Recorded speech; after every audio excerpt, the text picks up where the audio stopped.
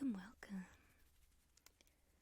My name is Madi, and this is AltAsmr.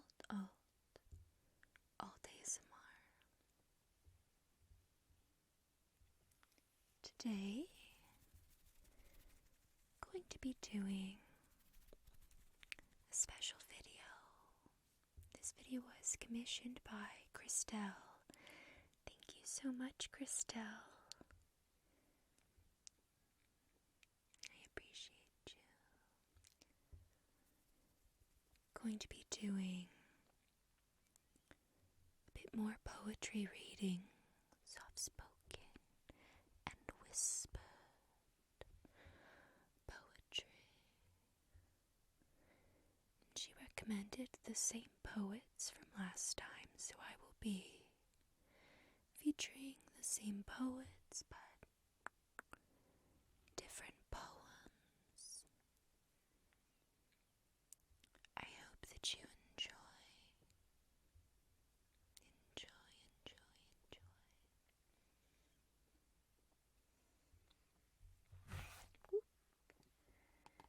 I'm going to start off with little Cummings again.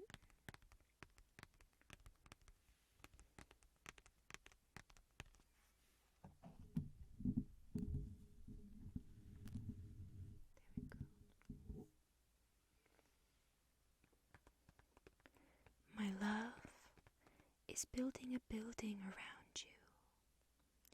A frail, slippery house, a strong, fragile house. Beginning at the singular beginning of your smile. A skillful, uncouth prison, a precise, clumsy prison. Building that and this into the us around the reckless magic of your mouths. My love is building a magic. A discreet tower of magic and, as I guess, when Farmer Death, whom fairies hate, shall crumble the mouth flower fleet. Hill not my tower, laborious, casual, where the surrounded smile hangs, breathless. It's beautiful, so beautiful.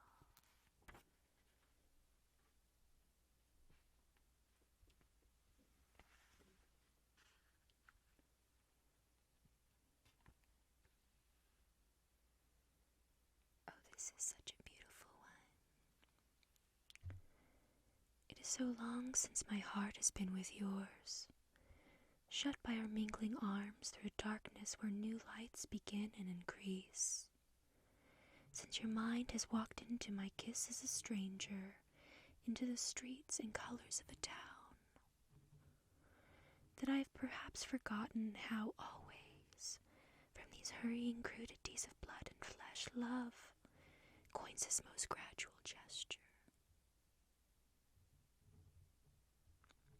and whittles life to eternity,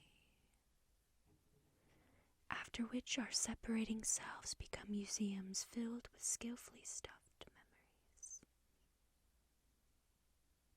So beautiful.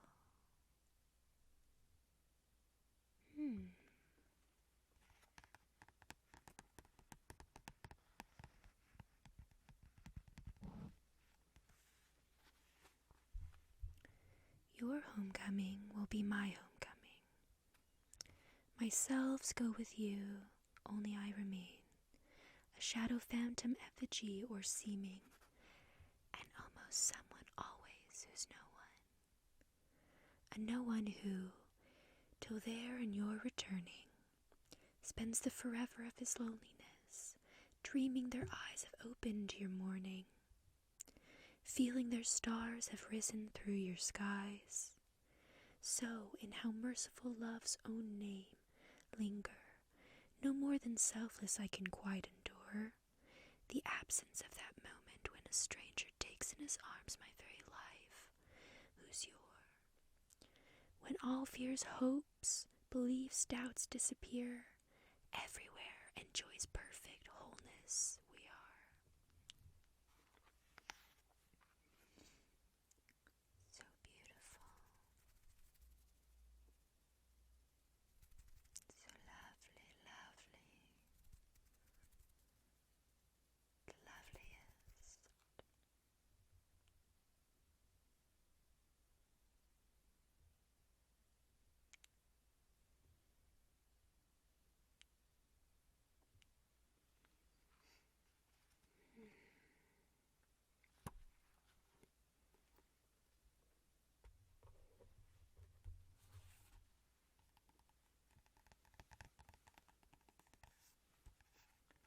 another one from Wakinashi. Let's see.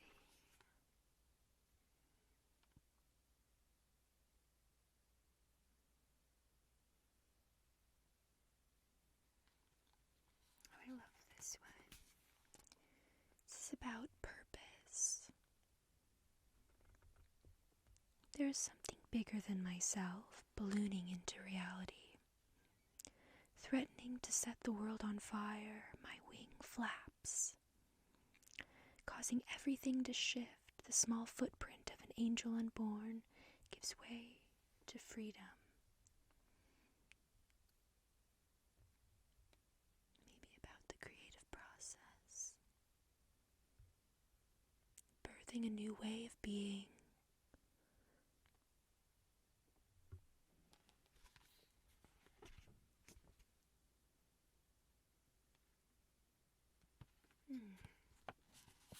This one's called No Restrictions.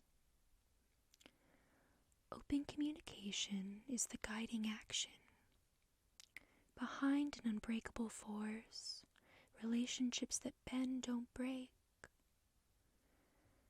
comprising only on the language spoken. I want to rebuild. I want to start again.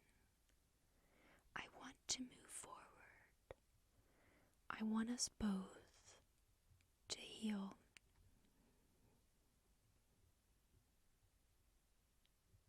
It's so beautiful.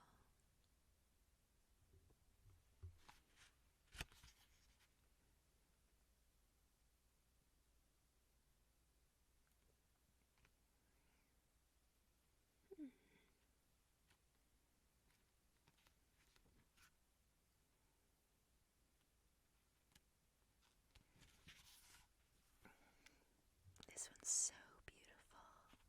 It's called Phoenix. Pretty black bird. While standing in your fire, you come alive. What should have destroyed your will only grew your strength. Many stand admiring you from afar, stretching their necks, twisting their heads to capture your image. In the midst of the ever-flowing flames, smoke rises and licks the air, threatening suffocation to anyone trying to breathe what belongs to you, trying to steal your sparkle. They can't handle your process, yet they desire the brilliance radiating through each flap of your wings. Seldom do they want the burn attached to it. There is pain in your path each step. You wear it oh so well. So lovely.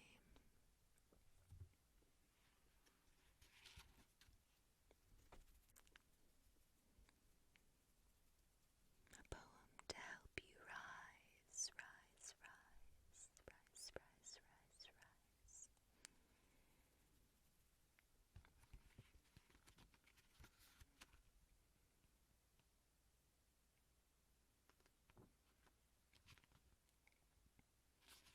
Here we go. One more from Wakina. It is called Wanderlust. Give me a place to see, an experience to feel, a moment to savor, a map to lose, a wrong to turn. Give me lost, and let me wander so that I can live, so that I can write.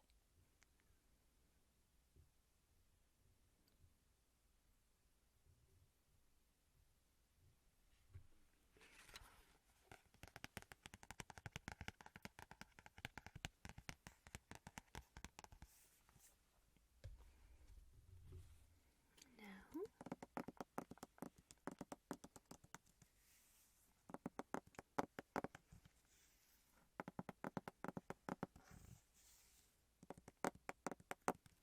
let's see.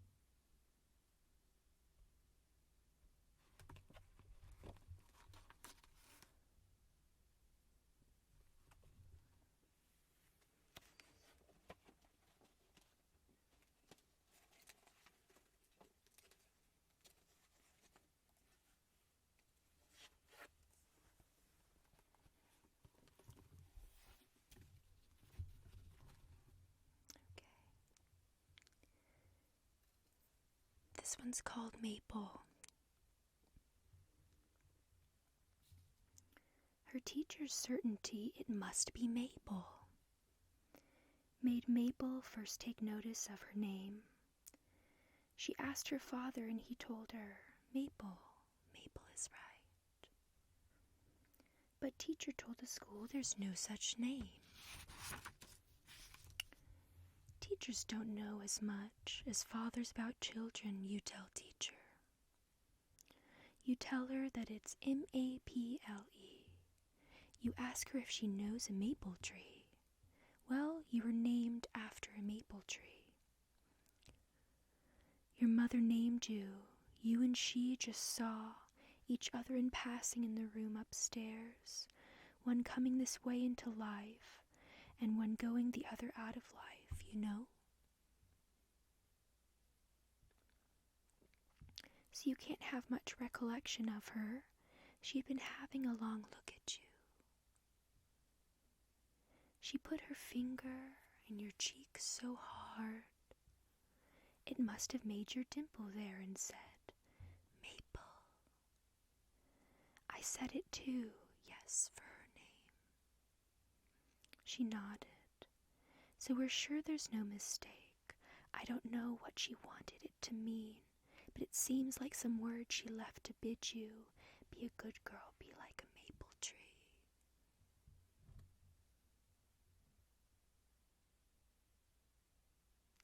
How like a maple tree's for us to guess?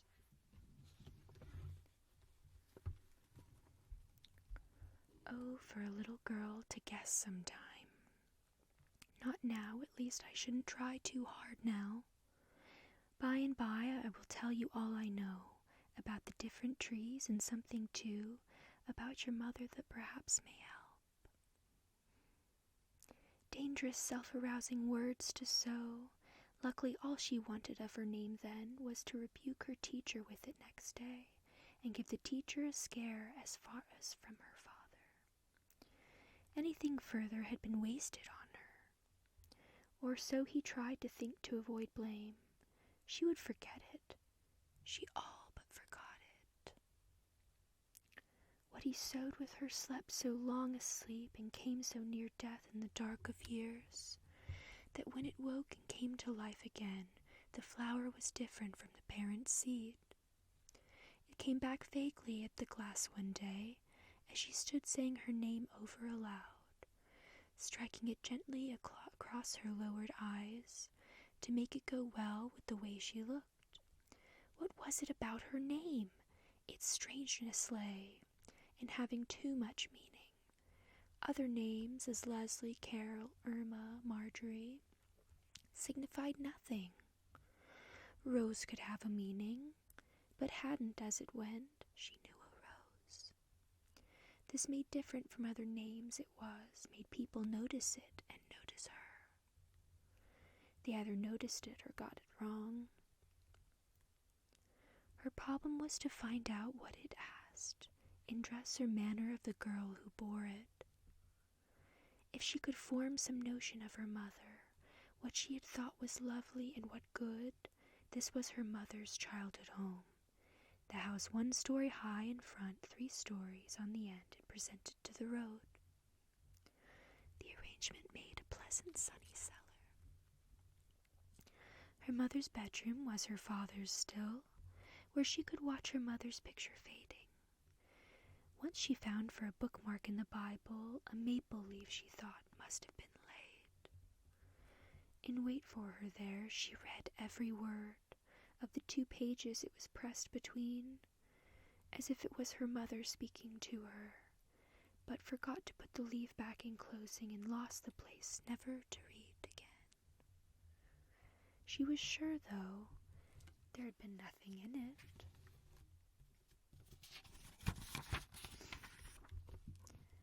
So she looked for herself as everyone looks for himself, more or less outwardly. And her self-seeking, fitful though it was, may still have been what led her on to read, and think a little, and get some city schooling. She learned shorthand, whatever shorthand may have had to do with it. She sometimes So, till she found herself in a strange place for the name Maple to have brought her to, taking dictation on a paper pad, and in the pauses when she raised her eyes, watching out of a 19th-story window an airship laboring with unship-like motion, and a vague, all-disturbing roar above the river, beyond the highest silly building with hands. Someone was saying in such natural tones, she almost wrote the words down on her knee. Do you know you remind me of a tree? A maple tree. Because my name is Maple? Isn't it Mabel? I thought it was Mabel. No doubt you've heard the office call me Mabel. I have to let them call me what they like. They were both stirred that he should have divined without the name her personal mystery. It made it seem as if there must be something. She must have missed herself. So they were married and took the fancy home with them to live by.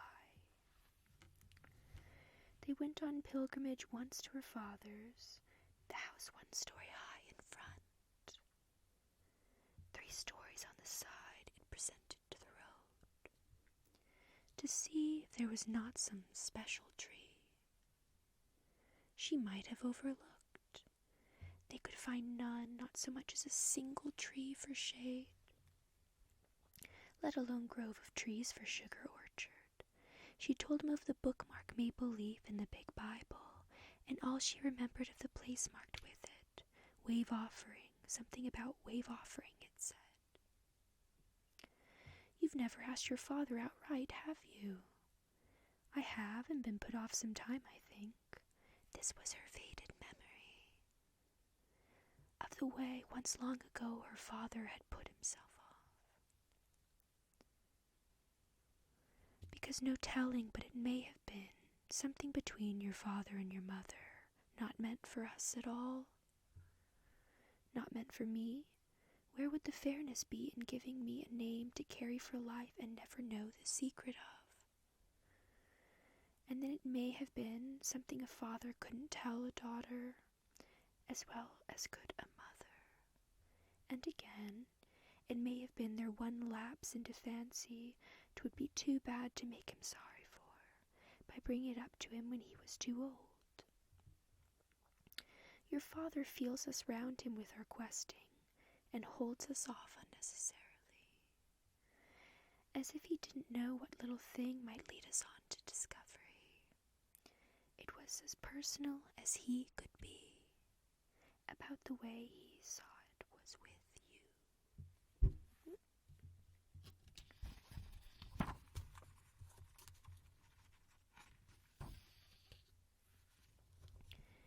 To say your mother, had she lived, would be as far again as from being born to bearing. Just one look more with what you say in mind, and I give up, which last look came to nothing, but though they now gave up the search forever, they clung to what one had seen in the other. By inspiration it proved there was something. They kept their thoughts away from when the maples stood uniform in buckets, and the steam of sap and snow rolled off the sugar house. When they made her related to the maples, it was the tree the autumn fire ran through, and swept of leavened leaves, and but left the bark unscorched, unblackened, even by any smoke. They always took their holidays in autumn. Once they came on a maple in a glade, standing alone with smooth arms lifted up, and every leaf of foliage she'd worn laid scarlet and pale, pink about her feet, but its age kept them from considering this one. 25 years ago at Maple's naming, it hardly could have been a 2-leaved seedling. The next cow might have licked up out at pasture. Could it have been another maple like it? They hovered for a moment near discovery, figurative enough to see the symbol, but lacking faith in anything to mean.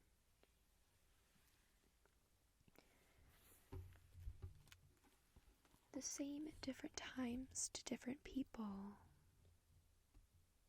Perhaps a filial diffidence partly kept them from thinking could be a thing so bridal. And anyway, it came too late for Maple. She used her hands to cover up her eyes. We would not see the secret if we could now.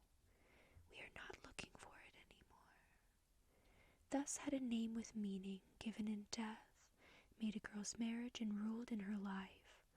No matter that the meaning was not clear, a name with meaning could bring up a child, taking the child out of the parents' hands.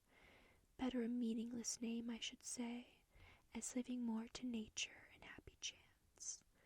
Name children some names and see what you do. Oh.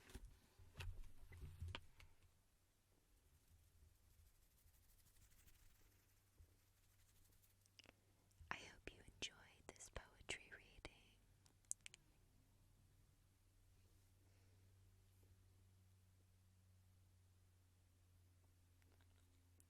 And thank you, Christelle, for commissioning this video.